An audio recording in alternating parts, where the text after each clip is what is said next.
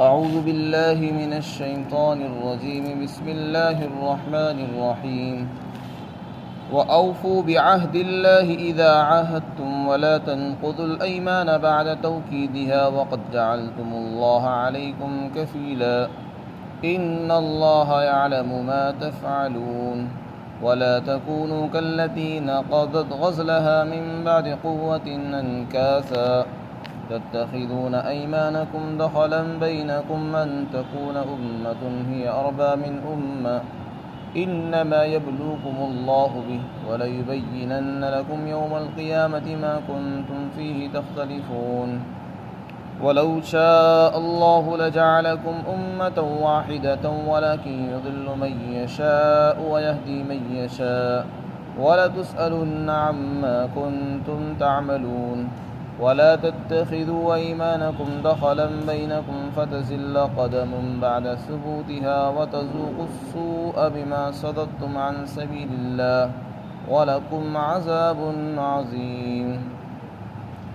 اور اللہ کے عہد کو پورا کرو جب تم عہد کر چکو، اور اپنی قسموں کو مؤکد کرنے کے بعد، مضبوط کرنے کے بعد مت توڑو جبکہ تم اللہ کو اپنے اوپر گواہ بنا چکے ہو۔ یقیناً اللہ وہ جانتا ہے جو تم کرتے ہو۔ اور اس عورت کی طرح مت بن جاؤ جس نے سوت کاٹنے کے بعد اپنے سوت کو محنت کے بعد ٹکڑے کر کے توڑ ڈالا۔ تم اپنی قسموں کو اپنے درمیان فساد کا ذریعہ بناتے ہو، اس واسطے کہ ایک جماعت دوسری جماعت سے بڑی ہوئی ہے۔ یقیناً اللہ تم کو آزماتا ہے اس کے ذریعے سے، اور ضرور اللہ تمہارے سامنے بیان کر دے گا قیامت کے دن وہ چیزیں جس میں تم اختلاف کرتے تھے۔ اگر اللہ چاہتا تو تم سب کو ایک جماعت بنا دیتا، لیکن اللہ جس کو چاہتا ہے گمراہ کرتا ہے، جس کو چاہتا ہے ہدایت دیتا ہے۔ اور تم سب سے سوال کیا جائے گا، باز پرس ہوگی ان کاموں کے بارے میں جو تم کرتے تھے، اور اپنی قسموں کو آپس میں دخل اندازی کا اور فساد کا ذریعہ مت بناؤ کہ قدم جمنے کے بعد پھسل جائے، ورنہ تم اللہ کے راستے سے روکنے کی وجہ سے عذاب کا مزہ چکھو گے، اور تمہارے لیے بڑا عذاب ہے۔ اس میں مسلمانوں کو اللہ کے عہد اور وعدوں کو پورا کرنے کا حکم دیا ہے۔ عہد کہتے ہیں وعدہ۔ عہد چاہے وہ اللہ سے ہو یا بندوں سے ہو، اس کو پورا کرنا لازم اور ضروری ہے۔ یہاں پر اللہ کے عہد کو پورا کرنے کا حکم ہے، یعنی بندوں نے اللہ سے جو بھی عہد کیا ہے اس کو پورا کرو جبکہ تم اللہ سے عہد کر لو۔ بندوں نے اللہ سے کون سا عہد کیا ہے؟ ایک تو عہد الستو ہے جو عالم ارواح کے اندر تمام انسانوں سے، تمام روحوں سے اللہ نے لیا تھا کہ میں تمہارا رب ہوں۔ سب نے اقرار کیا آپ ہی ہمارے رب ہیں، اور پھر کہا تھا کہ آپ ہی ہمارے رب ہیں، ہم آپ کی فرما برداری کریں گے۔ تو ہم نے جب اب اللہ کو اپنا رب تسلیم کر لیا اور اب ایمان لے آئے، فرما برداری ہم نے اختیار کر لی، اب ہمارے اوپر لازم ہے اللہ کے بتائے ہوئے تمام احکامات کی پابندی کریں، چاہے وہ قرآن میں ہو، چاہے رسول اللہ کی زبانی بتائے گئے ہوں، ان تمام کی پابندی کرنا، یہ بھی اللہ کے عہد کو پورا کرنا ہے۔ اور جس آدمی نے اسلام قبول کر لیا، اللہ کی فرما برداری میں آ گیا، اس کے لیے تمام احکام پر چلنا ضروری ہے۔ ان عہد کو پورا کرنا، یہ بھی اللہ کے وعدے کو پورا کرنا ہے، اور اللہ کے احکامات کو توڑ دینا، یہ اللہ کے عہد کو توڑنا ہے۔ تو یہ فرمایا اللہ کے عہد کو پورا کرو۔ اسی طرح بندوں سے کوئی عہد ہو، معاہدہ ہو، وعدہ ہو، اس کو بھی پورا کرنا لازم اور ضروری ہے، اس کو توڑ دینا بلا وجہ جائز نہیں ہے۔ آگے پھر ارشاد فرمایا اپنی اور قسموں کو مت توڑو ان کو پختہ کرنے کے بعد۔ چونکہ جب انسان کسی سے آپس میں معاہدہ کرتا ہے، عہد کرتا ہے، وعدے کرتا ہے، تو بیچ میں قسم بھی آتی ہے۔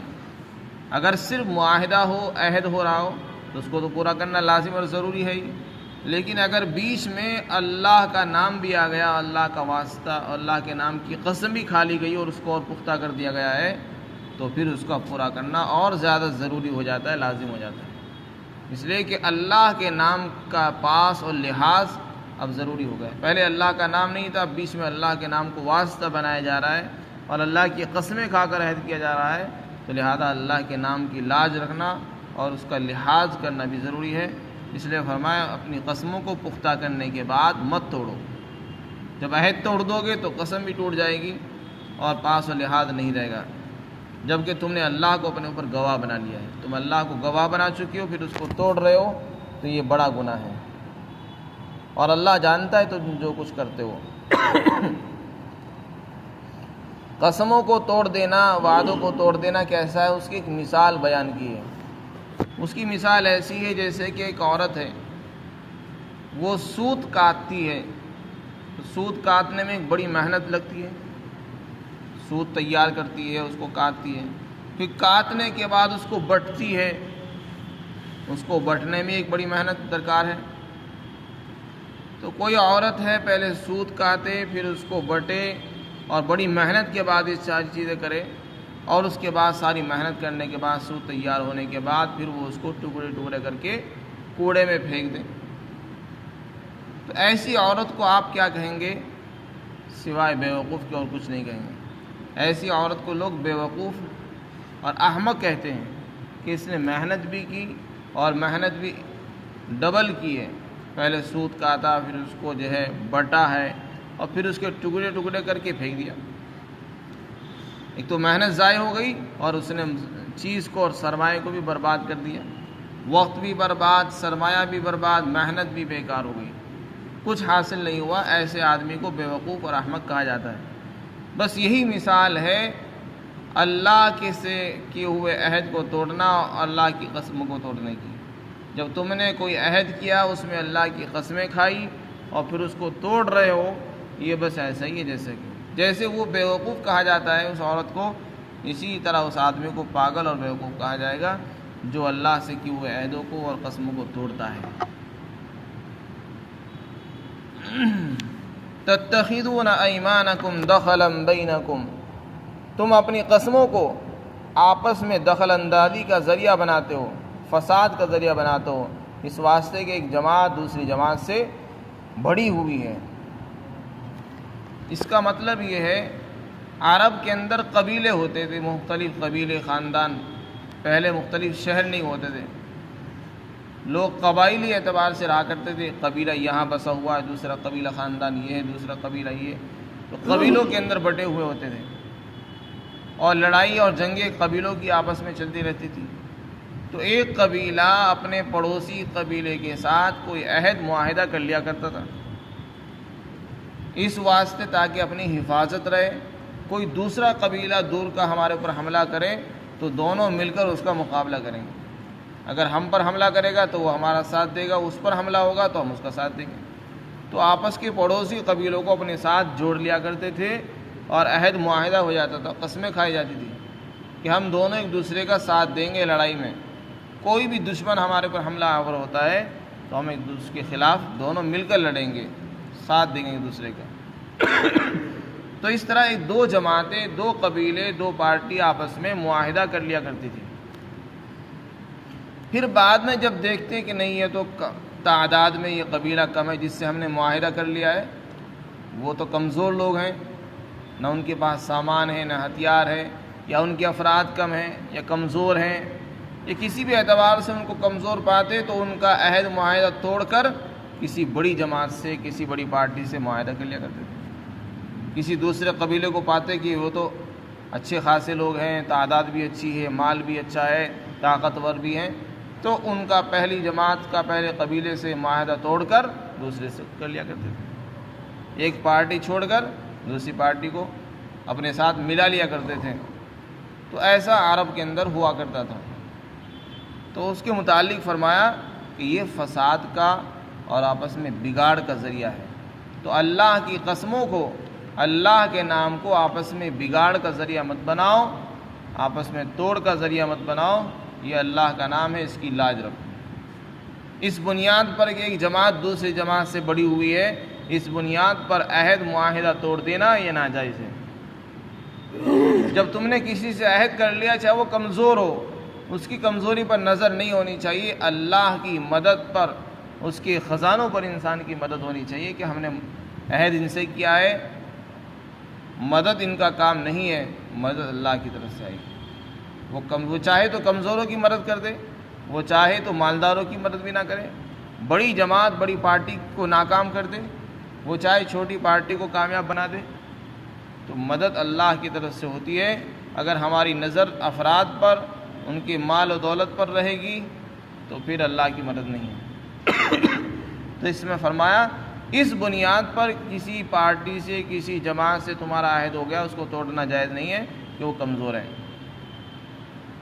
ہاں ایک شکل ہے، تمہیں ڈر اور خطرہ ہے کہ جس پارٹی سے ہم نے معاہدہ کیا ہے وہ خیانت کر سکتی ہے، وہ اللہ کے عہد کو پورا نہیں کرے گی، دھوکہ دے گی، ان سے دھوکے کا اندیشہ ہے۔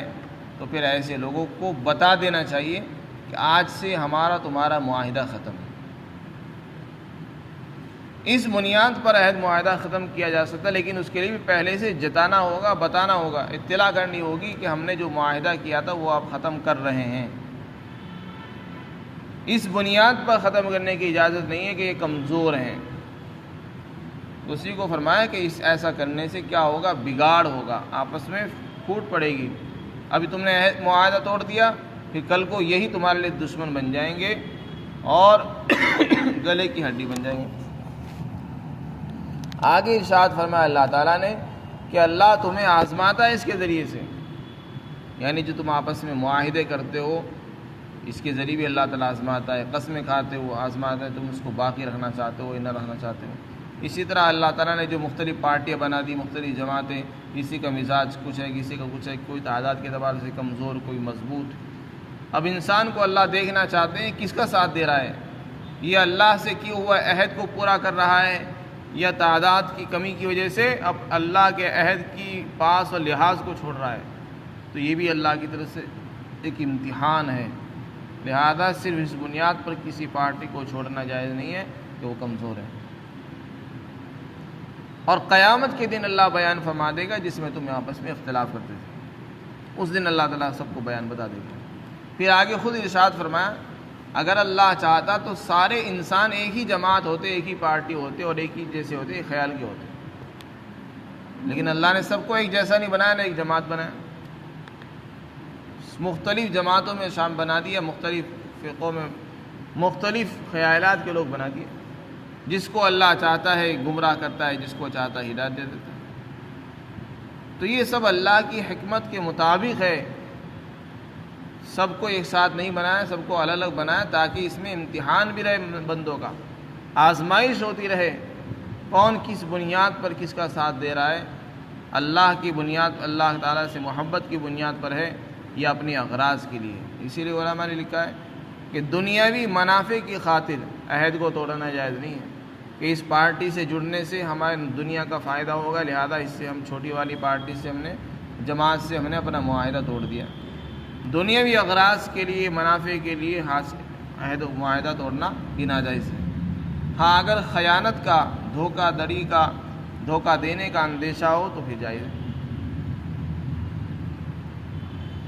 پھر آگے ارشاد فرمایا تم سے ضرور باز پرس ہوگی جو تم کرتے تھے۔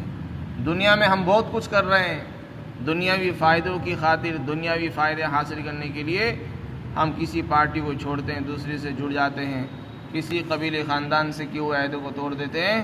ان سب کے بارے میں تم سے پوچھا جائے گا، تم جو بھی اعمال کرتے تھے دنیا میں، تم سمجھ رہے ہو کہ ہمارے سے کوئی کچھ پوچھ نہیں ہو رہی ہے، قیامت کے دن ہوگی۔ پھر آگے اسی آیت کو دوبارہ سے دہرایا گیا کہ تم اپنی قسموں کا آپس میں فساد کا ذریعہ مت بناؤ، ورنہ جمے ہوئے قدم پھسل نہ جائے۔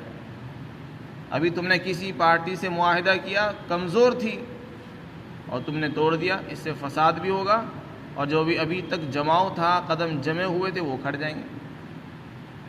ابھی تم آپس میں اپنے برابر پڑوسی کو اپنا دوست سمجھتے تھے، کل کو وہی دشمن بن جائے گا، اور تمہارے خود اپنے قدم اکھڑ جائیں گے، پھسل جائیں گے۔ تو پھر اللہ تمہیں ایک عذاب کا مزہ چکھائے گا، دنیا میں تم کو عذاب دے گا اور آخرت میں تمہارے لیے عذاب ہوگا، چونکہ تم اللہ کے راستے سے روکنے کا ذریعہ بنے ہو۔ کیا مطلب اس کا؟ جب کوئی جماعت کسی جماعت سے عہد معاہدے کو توڑتی ہے تو اس کو دیکھا دیکھی دوسرے لوگوں کے لیے ایک نمونہ مل جاتا ہے، اور وہ دیکھتے ہیں تو وہ بھی اسی راستے پر چلتے تھے۔